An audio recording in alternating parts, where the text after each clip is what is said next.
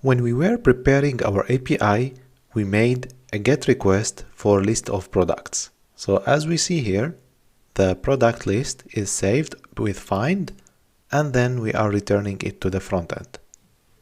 So let's try that with our changes. With Postman, I see here the product, I change the post to GET, and we see that we got array and list of products. That's very simple. Let's create a GET request only for one product. It will be exactly the same as GET list of products. As we saw before, we just need here to add the ID parameter, and let's change this name to product. And now if there is a product, then if there is no product, so you return an error. If there is product, then send it again to the front end or to the API. But what we need to change here is not find, but find by ID. So, and the ID, as we saw before, comes from request.body,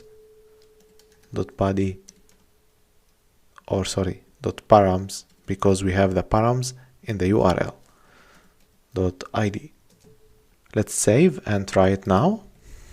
I copy, for example, one of the IDs which I have here for products, and I put it here after the product. So I have the ID here, and I say a get, then I got the product details exactly like here.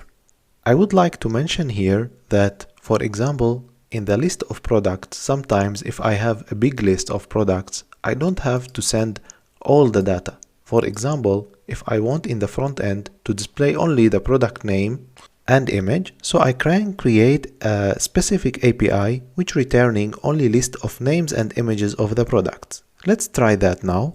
So always after we have find here, find method, if I click dot, then I will find a method called select.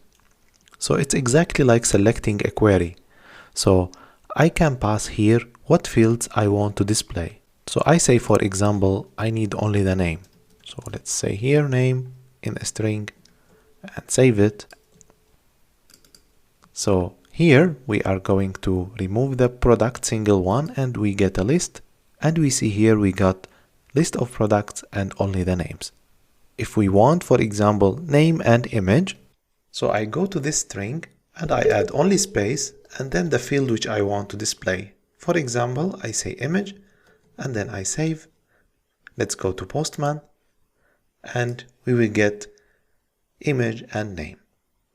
We notice here that there is ID, so we can also exclude this ID. How we can do that? We go also to the same string and we have the ID in this case. So I can say minus the ID. So when I press save, I go to Postman, send the request, I have now clean selection. So in this way, you can create your APIs with more performance and more efficient, so you don't have any obstacles in memories for loading to the client. You need a list of product, so just send what you need. So you can create a special API for that, so you can send what you want through this API.